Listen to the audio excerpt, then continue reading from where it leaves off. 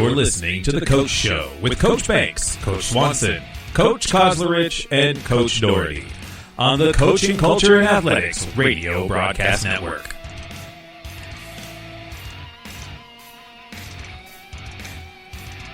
Sit back and enjoy the show.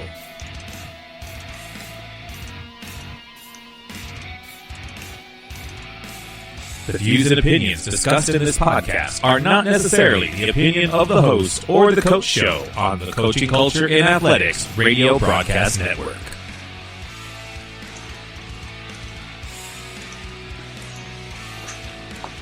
Let's get it done.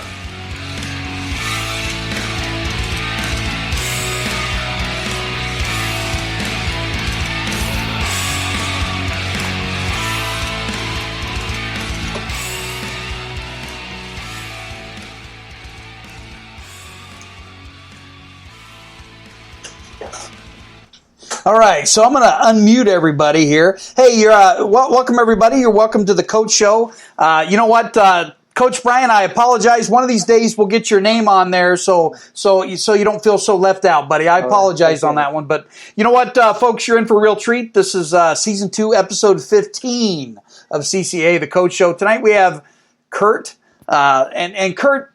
Or Coach Hines, I don't want to misrepresent, but you happen to live in one of the most beautiful locations on the planet, and I am jealous. Well, we do. We just moved to San Diego 4 years ago from the Northeast, so I feel like we paid our dues. I grew up in the ice and the snow and the mosquitoes and humidity, so we're in paradise right now. Yeah. Do you think you'll ever leave? You know, I hope not. You know, yeah. We never thought 5 years ago that we'd come out here. You know, but so God has a funny way of working in our lives. But you know, we'll see what happens. I hope not. I love it out here. Oh man! So we're going to start the show kind of like I did last week. I've got some kind of icebreaker questions. So we'll kind of roll through here, and you know what? We're going to pick on Coach Bryant tonight. So Coach Doherty and I will be off the hot seat. Okay. Here's the first question, Coach. What's the best piece of advice you've ever been given? Football related or just it can be life in general? Can be life in general as well. Wow. Probably. I don't know why my mind's going here. I might lose a lot of followers with this one, but to be completely transparent, I used to get into a lot of trouble growing up. You know, I spent way too many days, you know, drinking too much and fighting too much. And a police sergeant once looked at me across from his desk. Not a place I wanted to be, and just said, stop trying to be someone else. I was getting into a lot of trouble, and he talked to a buddy. Actually, I played center in high school, so our quarterback, his father was the chief of police in the town we grew up in. And after I'd gotten into some serious trouble in a different town, I thought I was being smart going to fight somewhere else. He caught up with me, and he said he talked to a lot of people about me, and he said, listen, you're a real nice kid. Stop trying to be someone else. And I think that's carried over to my coaching days. I think we're going to be ourselves. Absolutely. Coach Bryant. In football and life, I would say embrace the suck. I mean, some things aren't going to go well in football. Just like football camp, football practices, you get those tough ones. And those are going to suck, but you got to fight through it, and then you'll get successful. But also in life, some things happen. Not always good. Sometimes sucky things happen in life. You just got to fight through it, push on, and hope for better days. I don't know, Coach Doherty. I think these guys are a lot better than us. I'm just throwing that out there, right? Yeah. All right. So here's kind of a fun one, Coach Hines. If you could bring back any fashion trend, what would it be? Oh my gosh. Well, my physique is well past the half shirts for football. I think you guys all know I hate leg prisons. I don't like pants, but I miss the 80s. I miss everything about the 80s. I never had big hair or anything like that. I think the 80s were where it was at. Coach Bryant? We're in the roaring 20s again, so I'm going back to the 1920s. Gentlemen wearing suits. Oh, yeah. Flappers. Oh, yeah. My goodness. All right. Couple more. Here's a good one. Coach Hines, if a movie was made of your life, what genre would it be and who would play you? Ooh. It had to be a football-related movie. And, man, I would love – I would love. He's better looking. He's bigger than I am, but Stone Cold Steve Austin. That'd be pretty cool. That is a good one. Cool. Coach Bryant? Oh, it'd probably have to be a comedy. So, and maybe get some Ryan Reynolds involved. Okay, well, I'm going to pick on Doherty this time. You have to answer this question. I'm not really sure. I was thinking about last week your question with celebrity lookalike. Coach Schiffman said he gets Conor McGregor. I get that with the beard and the ugly ears a lot. So he's not an actor, but maybe Jason Statham. Hopefully some sort of action, something. That's a good one. I like that. All right, so here's a good one. All right. If you were a wrestler, what would be your entrance theme song, Coach Hines? Back in Black. Back in Black. I that just gets my blood going. I could be driving a church or the weight room. I could be anywhere. That song gets me ready to run through a wall. Coach Bryant? Man, I don't know. Some song from the rapper NF. Good, clean guy. Get you pumped up. Coach Doherty? Thunderstruck all day. Okay, I like both those, but you know what? I'm going Enter Sandman.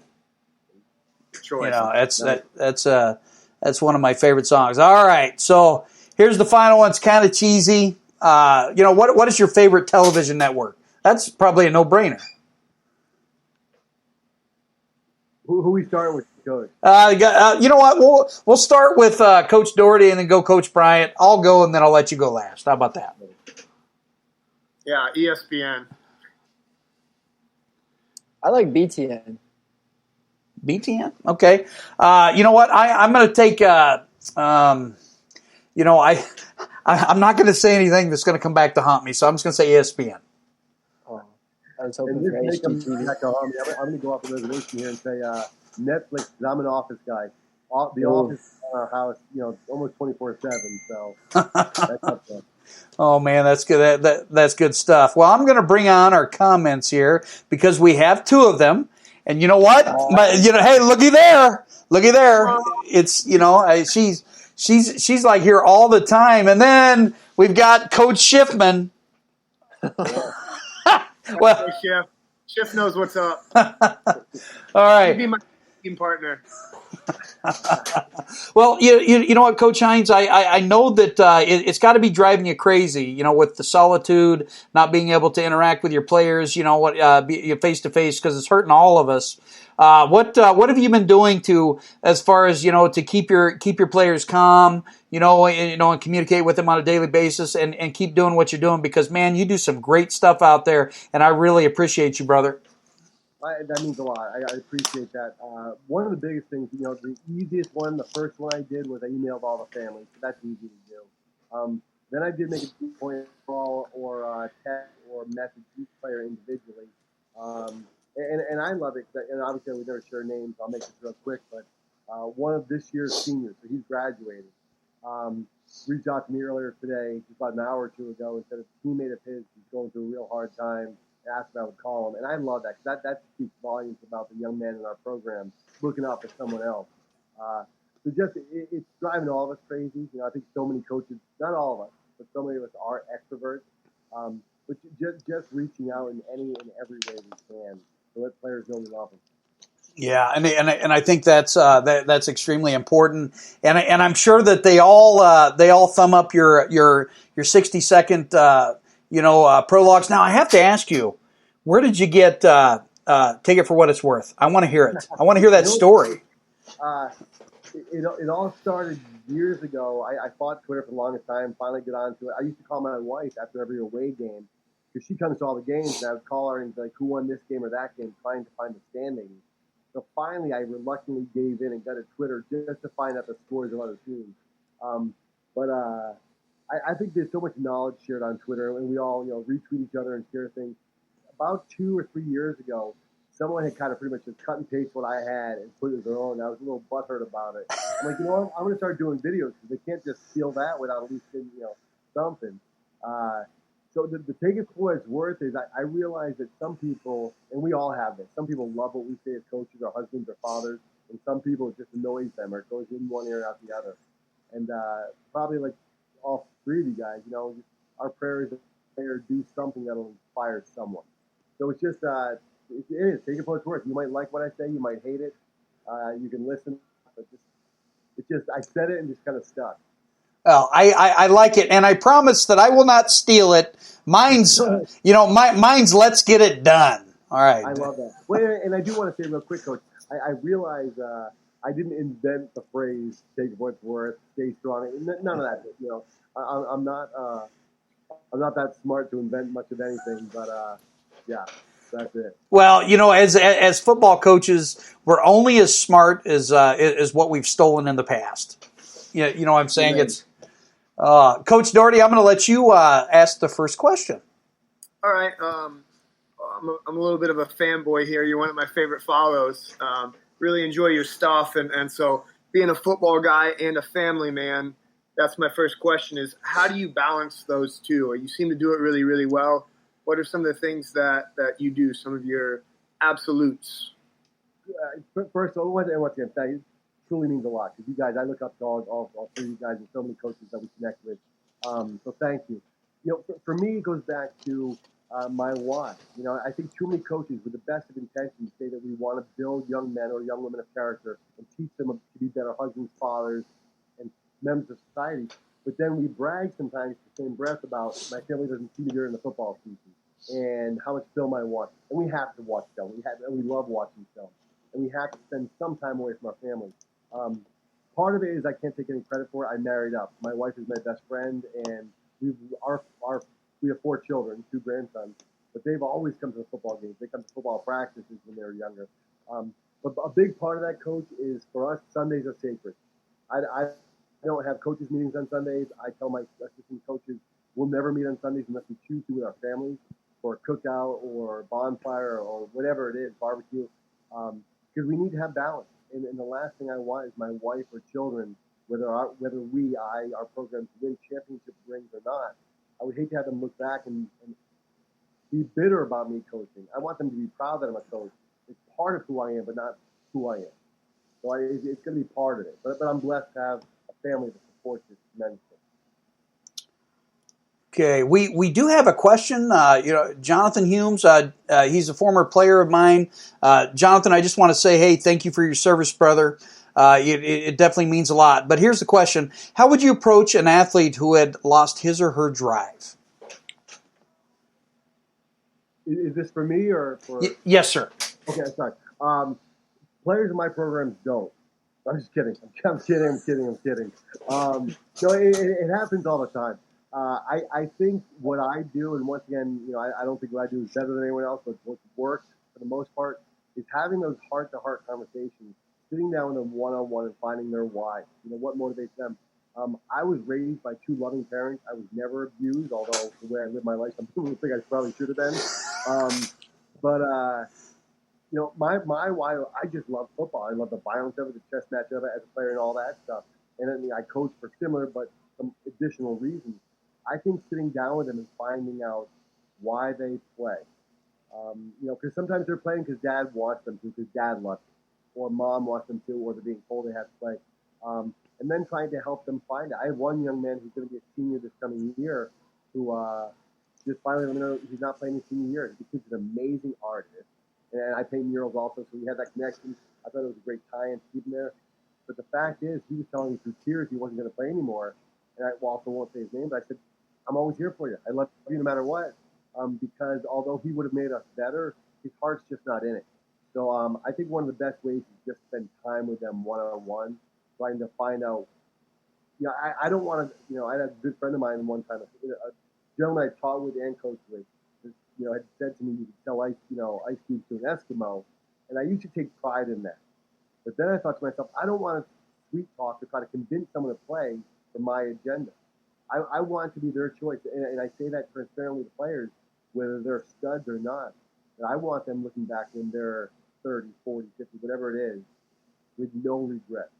So really just having a heart-to-heart. And I think the great majority, if not all the players, respect that when I transparently say to them, listen, this isn't about you doing something for me. It's what you really want and not having regrets about it.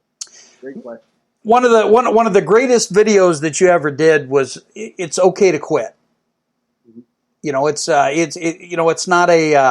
It's not a be all end all, but it's okay to quit. And I really appreciated that portion of it. Well, there's Quentin Ross, Coach. Hey, Q. Love you, buddy. Showing some love there. Coach Bryant, did you have a question? I want to make sure that I don't talk over you because I tend to do that on occasion. Yeah, so you've kind of been on both sides of the United States. Have you seen any differences maybe in like culture? Is one side more football focused, or maybe one side just it's a fun time to be in, not necessarily Friday Night Lights kind of deal? Yeah, great question, Coach. So my first, I coached high school ball for 22 years, now going on my 23rd. Grew up playing football in Rhode Island, played college football in New Hampshire, and I was a head coach and assistant coach in New Hampshire. Part of it was I thought it would be so much bigger out here in California, and it's not. And I say that with all due respect to California. I don't care where we're from. I think football is football. You have coaches that are passionate about empowering people. You have players that are passionate about playing. When I left Bedford, New Hampshire, I was a head coach. Not I, but we had built a powerhouse.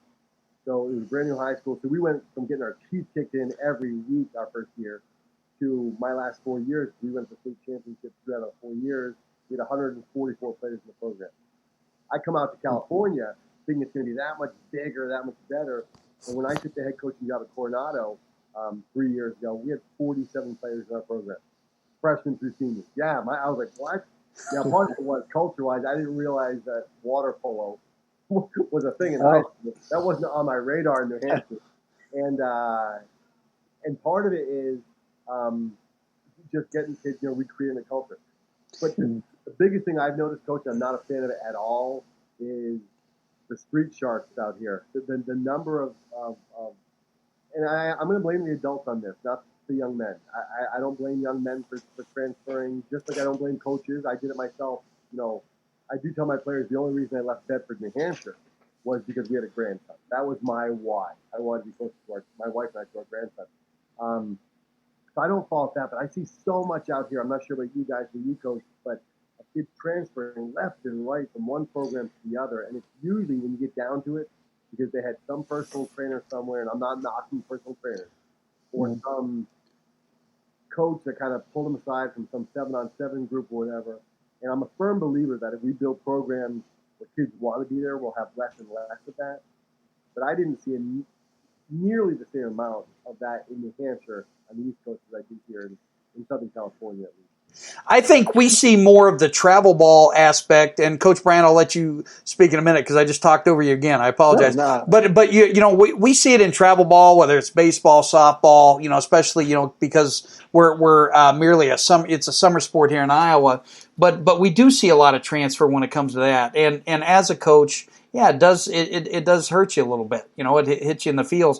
Coach Doherty is less than 10 minutes from me, or 10 minutes from our ball club at Central Lee. And sometimes we get that transfer stuff. Have you noticed that, Coach Doherty? But it hasn't been a ton.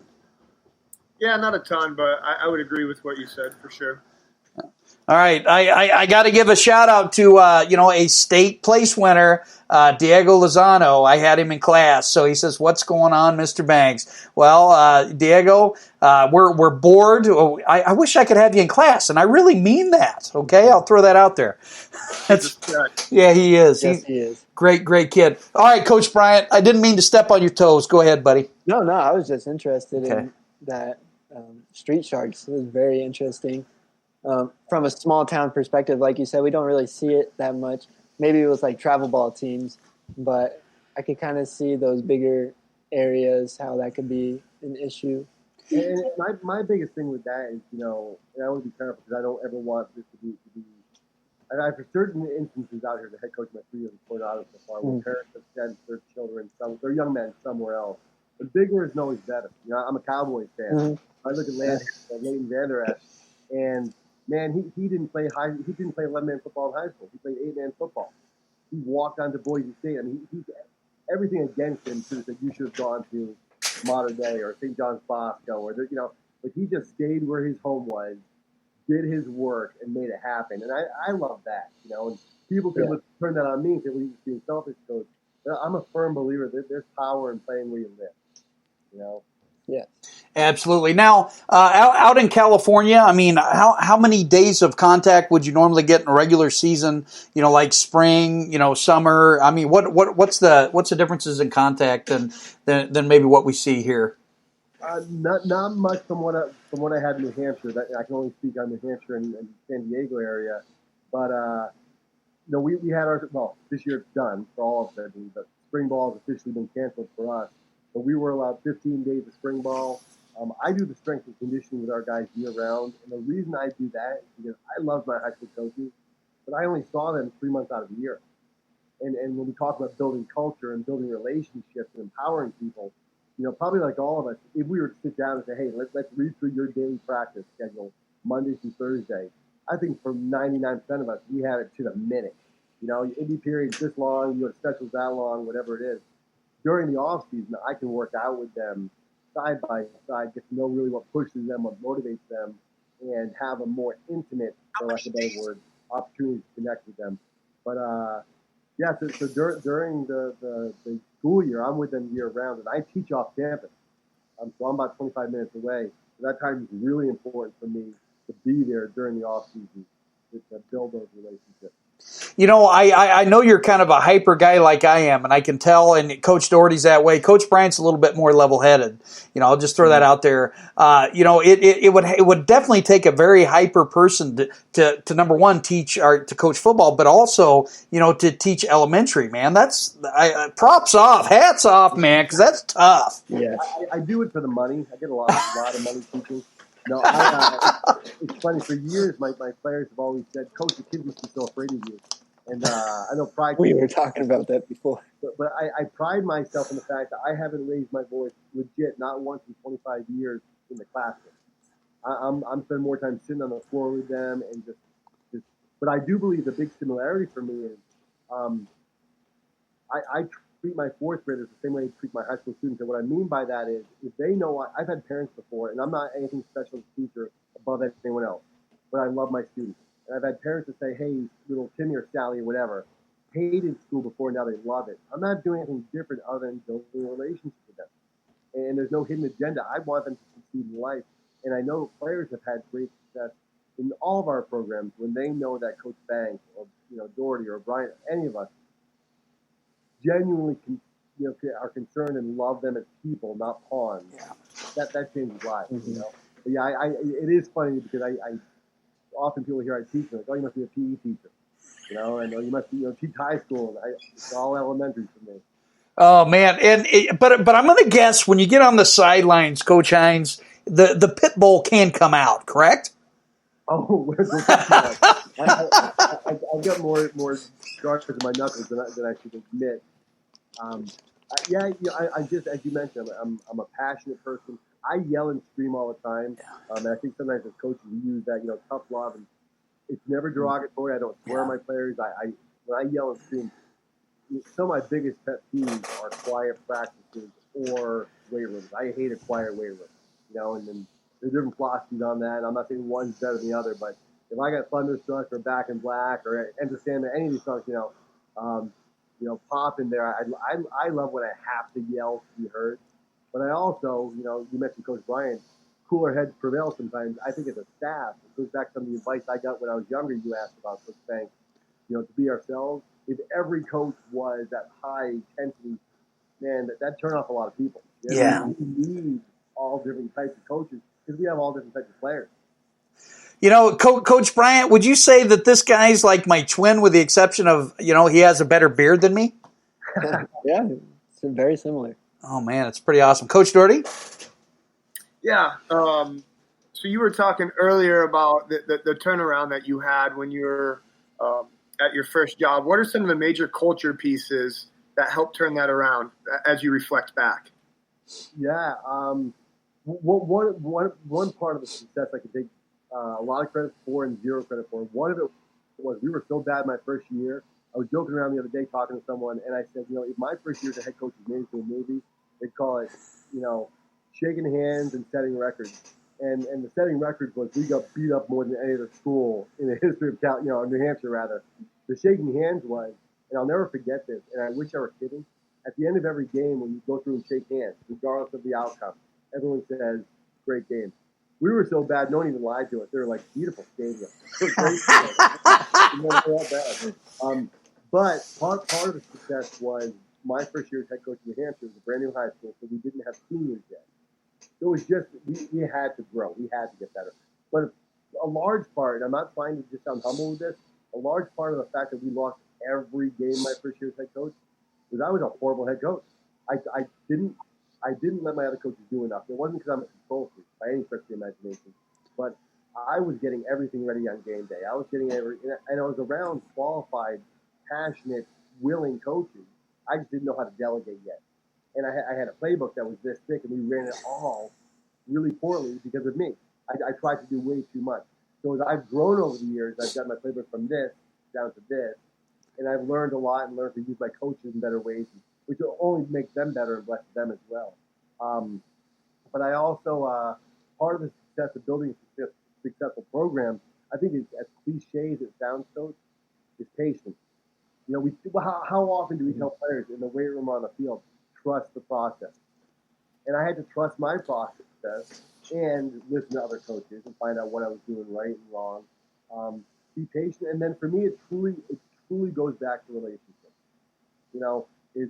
I've been blessed over the years as two times I've been a head coach in New Hampshire, now in California, of having, in my opinion, 99% of the parents are supportive. Because if their sons are going home happy and challenged and loved, often that's going to deter a lot of the parents that get mad at you because you didn't pass the ball enough, even though you won the game. Or you ran, whatever it was. So I think a lot of it's just building relationships with people and letting them know. Also, I think letting them know how we define success. I think a lot of coaches will block this, or I think this is a bunch of fluff or whatever.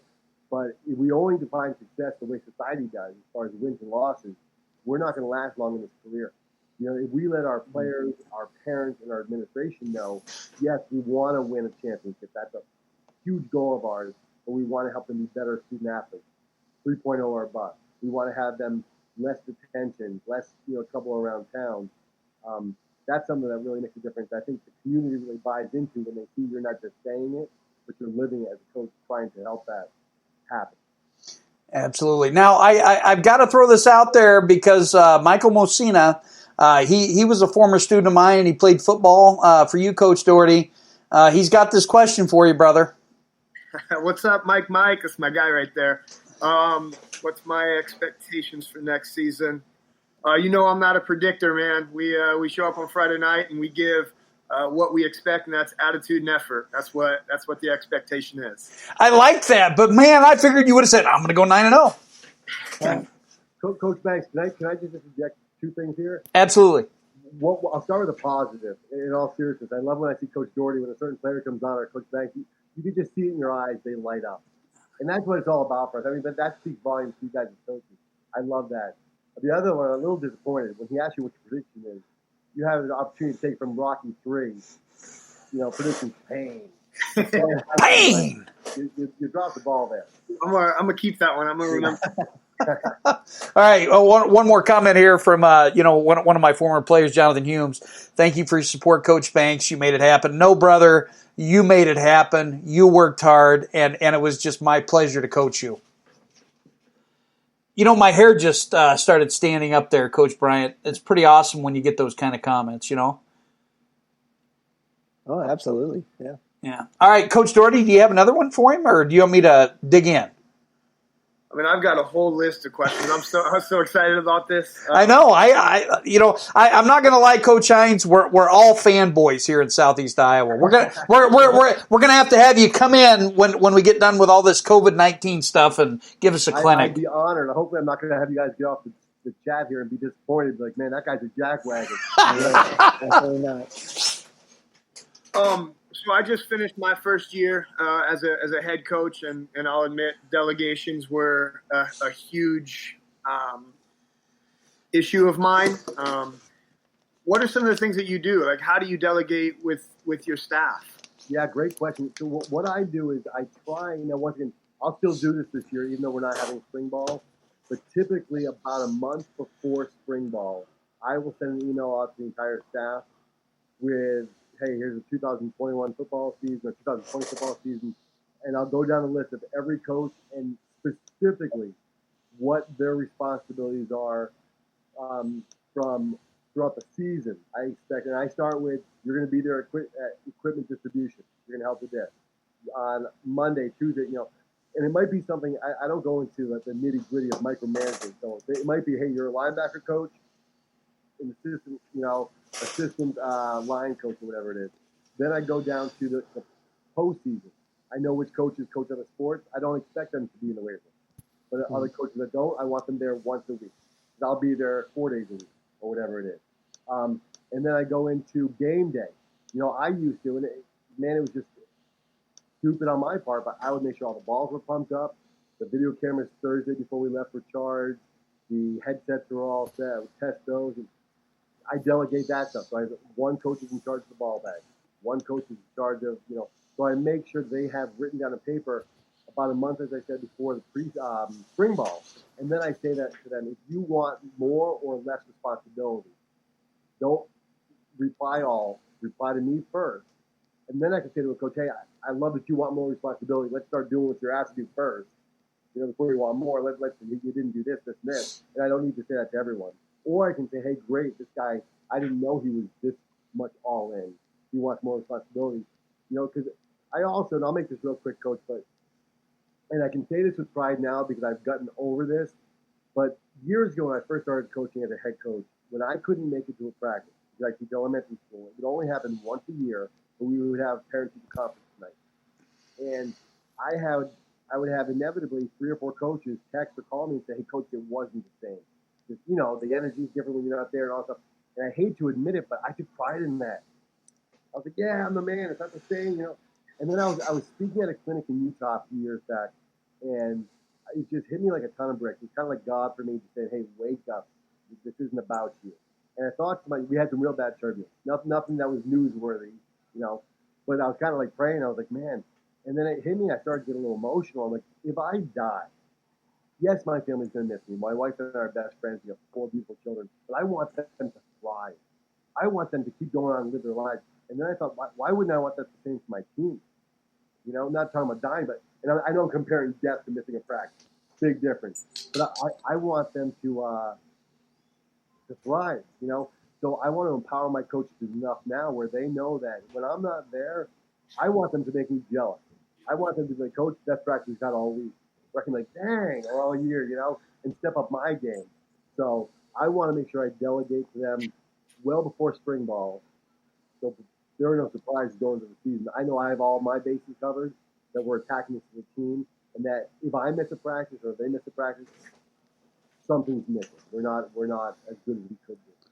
What's the most important lesson that you've learned as especially as a young head coach, and how have you utilized that important lesson to make you a better coach as you become more of a veteran and seasoned? I won't say old because I'm about the same age.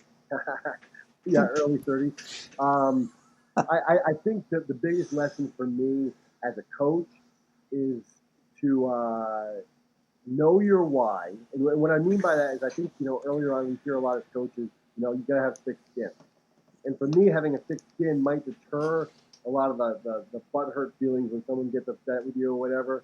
But I had a moment years ago, and I'm not proud of it, where we had a quarterback's father and a receiver's father, and we legit could win a game by 50 points, and they'd be upset because we didn't pass them. And I've never been a coach that wants to be a balanced attack offensively. I want to do what we have to do to win. If we have to run through the tackles downhill all day, that's what we're going to do to win, whatever it is. And it was at the end of the year, Coach Banks, when we had our banquet, and it just so happened that around that time, 5 head coaching positions opened up around our school. And I started, before I started talking about the seniors, joking around, saying, hey, for any parents, I didn't call them out, obviously, but that would rather not be in the stands and want to coach. And I listed the 5 schools that had head coaching positions. I said, let me know. I'll write you a letter of recommendation. Have at it. I got a lot of emails from a lot of parents saying, that was so funny, fantastic, love it, because they knew who I was talking about. It didn't take more than a week for me to be completely embarrassed for myself to realize it was such a jackwagon thing to say, because it didn't benefit anyone. I had thick skin. I wasn't losing sleep over it. But now that I've matured to a strong why, I know that comment is not only unnecessary, it's immature. It was foolish, it was stupid of me. And I didn't get any complaints about it, but I wasn't changing those two fathers' opinions. There was no good that came of it. So when I say a strong why, if I know my why is truly to empower people, like that's the reason I coach these people. I want to make a difference in someone's life. And yes, I want to win football games. But if I have a strong why, I'm going to reach out to those young men more. I'm going to reach out to their families in the best way I can. And I think having a strong why and knowing your strengths. I'll make this real quick. I'm more of an offensive guy. Defensive guys, for the guys that are out there, man, I've coached defensive backs for years. I've coached D-line. I've coached linebackers. I know what I'm doing, but I'm not that good defensively. I'm not. So knowing my strengths and having the confidence to say that, and then surrounding myself with other defensive-minded coaches and letting them do their thing. I think as a coach, we've got to know our why, what our passion is, execute that, and know our strengths. And when we have our strengths, find our weaknesses and surround the coaches that have those strengths where we don't. Coach Bryant, I would say that I am a strong defensive mindset. Agree or disagree? Agree. Okay, you know what you brought back a lot of great memories, Coach Hines. You know, perhaps the greatest piece of advice my dad ever said is that any time that you feel like you're going to be impulsive, which I'm hyperactive and I wear my heart on my sleeve, and sometimes I'll say stuff, and I don't like to be the jackwagon either. But my dad always says, son, you need to take a breath, you need to go for a walk, and you need to get your mind right, because if your mind ain't right, nothing's going to be right. Yep. Absolutely.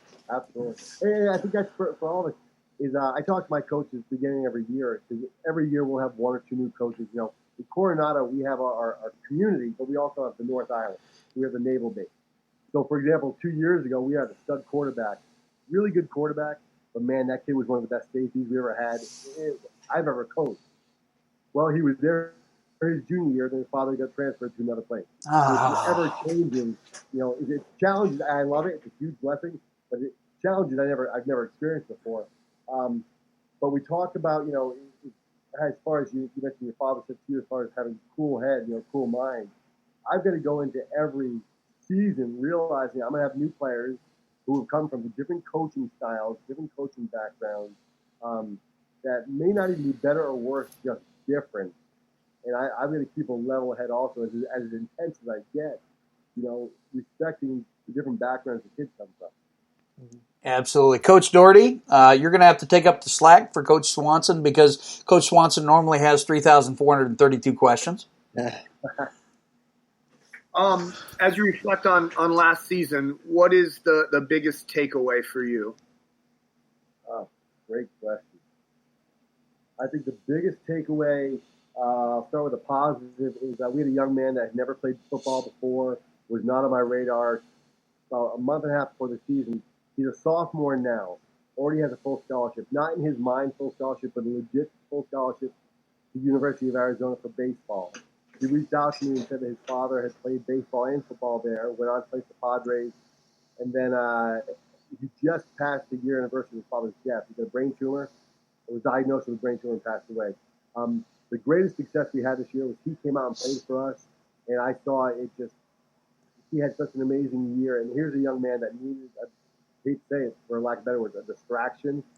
The greatest thing I'll never forget was driving home after we went to the second round of the playoffs, got knocked out of that, but so it was very emotional, great season. But he sent me a text, and he goes, Coach, can I say something weird? And I pulled up to a stoplight. I wasn't texting and driving, but he just sent that, can I say something weird? And I was like, that text alone is just weird. Like, what's next, Then you saw the ellipsis going, and the three dots, and he said, it feels good to cry about something other than football, or other than family. And for me, I was like, that's what this is all about. For him, it was an escape. It was something different. The other thing I really didn't learn that it's about relationships, but it solidified it once again, Coach Doherty, for me, that it's all about relationships. And the biggest lesson, and we know this, was we lost to a team this year. We beat 77-6 last year. this particular team. And it was one of those things where we didn't pass in the second half. It wasn't us running up. We were good, not great. And this other team was not. They had a lot of injuries and was not, this year they beat us. They beat us. And I think it was our coaches' fault, myself included, as much as it was the players, because we underestimated them. And they beat us, I think, by 7 or 10 points, but they beat us. And I don't want to say they never should have, because they 100% earned that win. There were no bad officiating calls. There was no lucky plays. They just flat out beat us, but we went in underestimating them. As much as I know that as a player and a coach, it got the better of us. So even though we had a great season, man, that one stung. That one stung.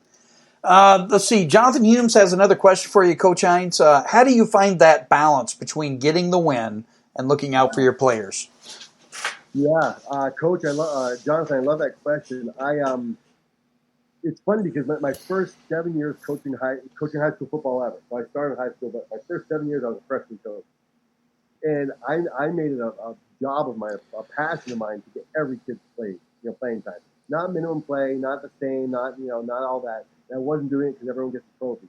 But my philosophy was and still is, man, if a young man shows up to practice every day and is coachable and has the character, let's reward him with some playing time. Not at the risk of losing a game, but so my first 2 years as a head coach in New Hampshire, I found myself on a Friday night in a varsity game looking around thinking about who I can get in, and we were down by 7. So that was the wrong time. Like I should not have been thinking that at that moment.